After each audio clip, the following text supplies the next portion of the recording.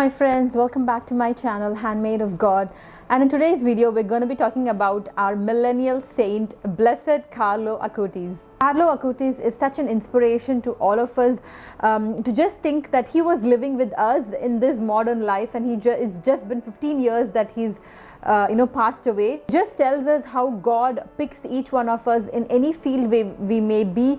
It's what God sees us, like he just sees our heart. I usually picture a saint in my mind. We always look at them to be dressed a certain way, and to be living a holy life, and to think that that's all that they didn't have any other recreation in life, and all that they thought of was only to serve God. But when you see Carlo Acutis, especially his body in the tomb, wearing a t-shirt and jeans and sneakers, it just makes us so relatable.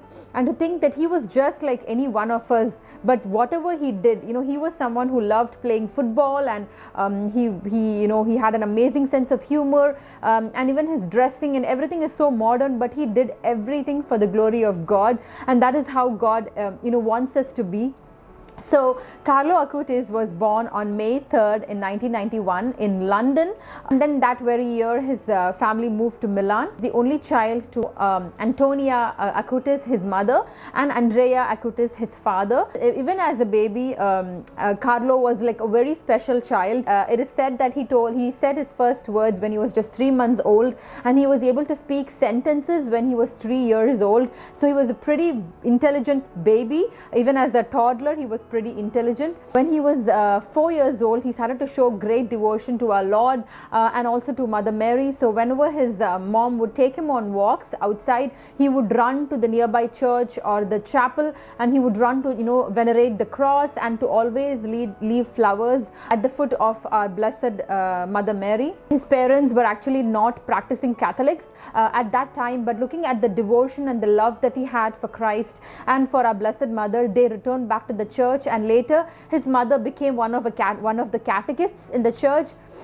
So when he was 6 years old, he accompanied his mother to one of the catechism classes, and he was said to be very cheerful and very loving, and very helpful to everyone in his class. And also a lot of people, almost everyone, would come and tell his mother that Carlo is not like any other child.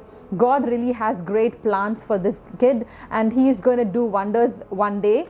When he was about 7 years old, the priest in charge of the catechism, he found out that Carlo was ready to get his first communion, and ever since he received his first communion, he would go to Holy Mass and recite the Rosary every single day until his death. He was always so true and loving, and people sensed that, they sensed that he would speak from his heart, he would help from his heart. There was nothing worldly. There was not like, I'm going to do this so they like me for that. No, he did everything out of pure love. Also, he was very interested in technology. His mother says that around the age of 9, his mother would get him college level textbooks to learn about computers, and he started to even teach himself how to code, and then later went into programming, and he would love to make his own videos and animated videos. Even as a kid, he was very aware of everyone's feelings around him. Actually, even around his own friends, he knew that his friends were suffering somehow. There were issues at home with their parents. The parents were fighting, but Carlo was always there to console their hearts. Even those other kids in school who were always bullied, Carlo would always be with them to befriend them, and to be with them, and to give them good words, and to try to bring them to church, because there were a lot of children. Most of his friends were Christians and Catholics, but they were never taught to go to mass, or to be better Catholics. So he was always there to teach them that. Though he was a very brilliant child, very intelligent, and filled with the gift of wisdom and knowledge, he would always keep Jesus first. Jesus was always his priority in anything he did. So even when he would learn the computers, he would make sure that he tried to do something that would glorify God in that field. As he grew up, he and his mother would often volunteer and help out the people in the homeless. He would try to save up his money that his parents would give him as pocket money. He would save that up and buy warm clothes for the people in the shelters and to help the homeless. Always said that the Eucharist was the highway to heaven, and according to him, he just felt that if people understood the real meaning of the Eucharist and the real presence of Jesus Christ in the Eucharist and the wonderful miracles that happens when you receive a Eucharist, that you receive the body of Christ, he felt that people's life would be transformed by just knowing the Eucharist. This is what made him think, and finally he decided to make a website where he would document all the Eucharistic miracles that happens around the world. It was almost like a virtual museum of miracles, because if you visit the site, I will put the website here. If you visit the website, you will see that you will have like all the different countries on one side, and when you click on the countries, it will take you to all the different Eucharistic miracles that were documented in that country, and also miracles that were not documented, because there are certain miracles that happen and it becomes a pilgrimage there, but there are other places which the media does not cover, or people do not even know that Eucharistic miracles happen there. But Carlo somehow searched for them, and with obviously because of the divine providence, he was able to find that out, and he's added those miracles also in his website. It is so fascinating to think when people would ask him, what do you want to become when you grow up, he would always say, who knows, but all that I want to do is to live for Christ and grow closer to him, and that's my plan in life. It was almost like he knew that his time on earth was so little that he had to gather up all that he knew about the Lord, gather up everything that he knows about the Eucharist, and to show people and to live for Christ basically. When Carlo Acutis was 15 years old, he fell sick, and then his parents took him to the doctors, and then they diagnosed that he had leukemia. So within just a week or so, he became very ill and was in a very difficult situation, because he had a lot of pain. He was in a lot of pain as well, and in the hospital he told his mom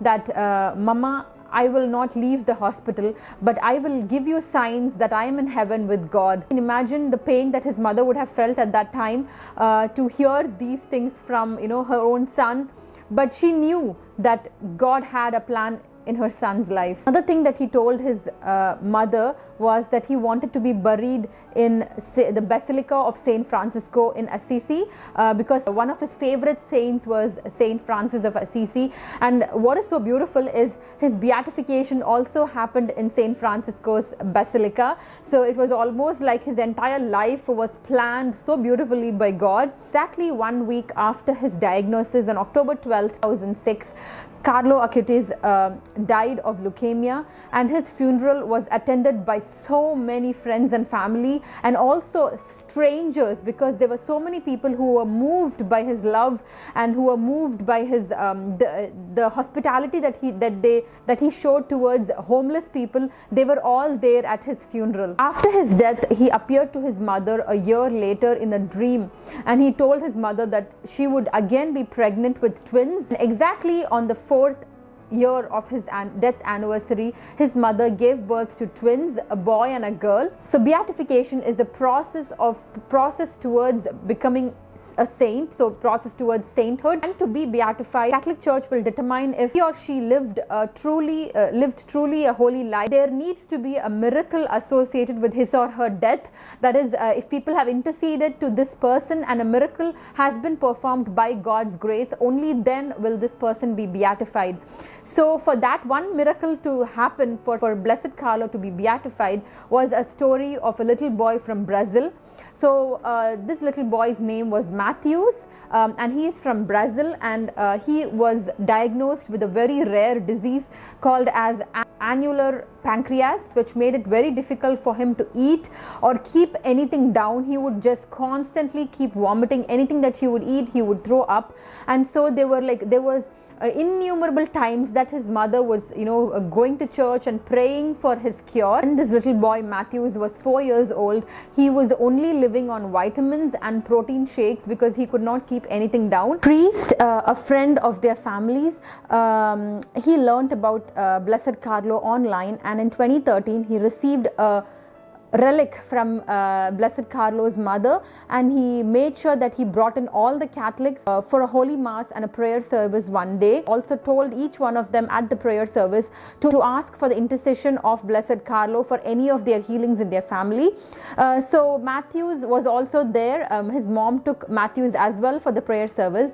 Father Nicola, who is responsible for promoting Blessed Carlo's sainthood to all of us, he tells us what happens next. And when it was this little boy's turn to touch the future saint and to pray to him, the minute he touched the relic, the healing process had already started. And after the mass, when he started to come back home, he told his mother that I am totally healed and I want to eat everything when I go back home. And when he went back home, he asked for fries, steak, ice creams, pizza, anything that his other siblings used to have. So, and he ate that for the whole day, and he never vomited, and he never vomited ever since. And when his mother immediately took him to the doctor to get a scan done, the doctors were beyond shocked and taken aback because the entire physiology of the organ had changed. There was like no trace of him having that disease ever. This is the miracle by the grace of God helped Blessed Carlo to be beatified on October 10th, 2020, and his feast day is October 12th. And to just think that this sweet little boy is a saint now just gives us so much hope that any one of us can be saints if we do the simple things in life in simple ways, but all for the glory of God. Anyone on earth can be saints. In fact, all of us are brought to this world to be saints.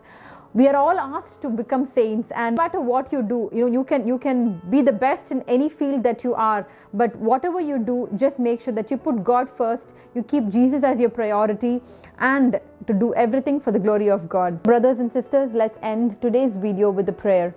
In the name of the Father, Son, and the Holy Spirit. Amen. Father in heaven, thank you for this day that you've given us, Lord Jesus. Father in heaven, help us to become better people in all the simple ways and the simple things that we do. Help us to walk towards you always and always in the path of righteousness. Blessed Carlo, we ask for you to intercede for each one of us to be like you. Blessed Carlo Acutis, pray for us. Blessed Carlo Acutis, pray for us. Blessed Carlo Acutis, pray for us.